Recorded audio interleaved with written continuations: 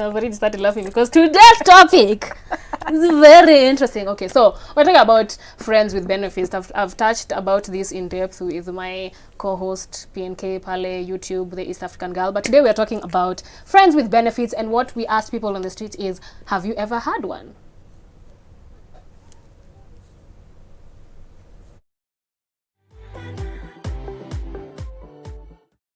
Keith, and I've had friends with benefits.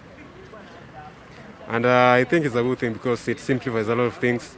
Kuna vitu si lazima ufanye ukiwa na friends with benefits that you have to do when you are dating somebody. You have to, make time for them. You have to do stuff for them. You have to... Relationship basically is tedious.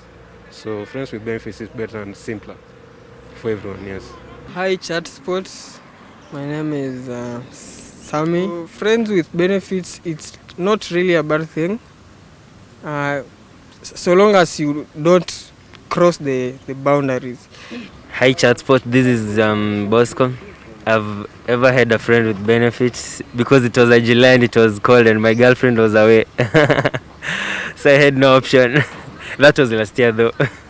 I don't have a friend with benefit because I don't see any benefit of having a friend without benefits.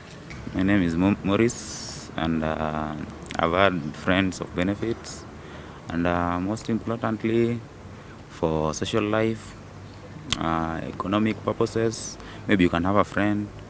He can help you financially when you are down. Like personally, I'm a student. Can have a friend in campus here who helps you when you need him or her, financial purpose, social life or advices, and many others. Yes. Wow. So We are mwisho amenimaliza. I don't know if most of you understood the assignment, but let's hear from our virtual guest, Dr. Jane Kimani, who is a marriage and relationship coach. Welcome, Dr. Jane. Thank you. How are you? How are You're you? fine. But just to start off, I feel like a lot of people don't understand what a friend with benefits is, because the things they are saying, we're like, we are co-financial, advice. I'm like, yo, bruh, Google what you're talking about. But yeah, just to start off, how would you describe, in layman's language, how would you describe friends with benefits to a normal mwananchi? Kama onyo umetoka hapa kwa screen sai. I was listening to them and I was thinking some of them will be in trouble for nothing. They'll just be in trouble for not understanding the terminology. Friends with benefits primarily means friends who you can have casual intimacy with, just in layman's language, without the commitment of a relationship, without the commitment of I'm dating you, without a commitment of emotional attachment. So you're a friend, but there is no emotional attachment, and generally it doesn't go beyond the fact that they have intimacy together, when one needs the other, but there is nothing beyond that. There is no future in that relationship. It's not a relationship where they can say we are taking it to the next level. Neither is this a relationship where they can say we can consider perhaps, making it open to our friends to know that we are seeing each other. No, it is just a relationship that helps to meet the intimacy needs, and mainly, primarily, yes, that's it. It's in layman's language. What is the prevalence of having these friends with benefits that actually do work? Do they really do work?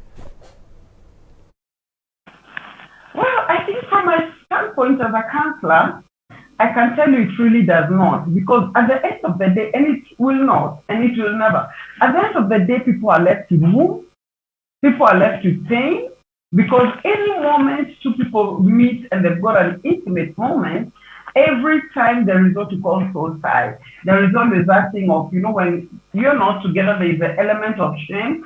A lot of ladies have come to us and said, I'm suffering from so much shame. You know what, this and this is happening. And they later realize, wow, I should not have gone this way. Let me say, basically, no, they do not work. And if I'm to advise the young people, I'll tell them, don't go that direction. Because if you get a friend with a benefit, the only thing you're going to have as a rat is wounds and hurt. hardly does it leave people without enough wounds to tell a story later. So I think I can strongly say I've not, and in the long time I've been in this profession, I've not heard of anyone that has been successful. And even as a parent, I don't encourage it at all. There's something that usually happens when two people engage in intercourse. I don't know if it's the bonding hormone, but there's something that connects them. Maybe you can enlighten us a bit on that so that people stop, willingly having casual sex. Yeah, it's called oxytocin, or for men it's called vasopressin. It's a hormone, and the simple language is a monogamous hormone.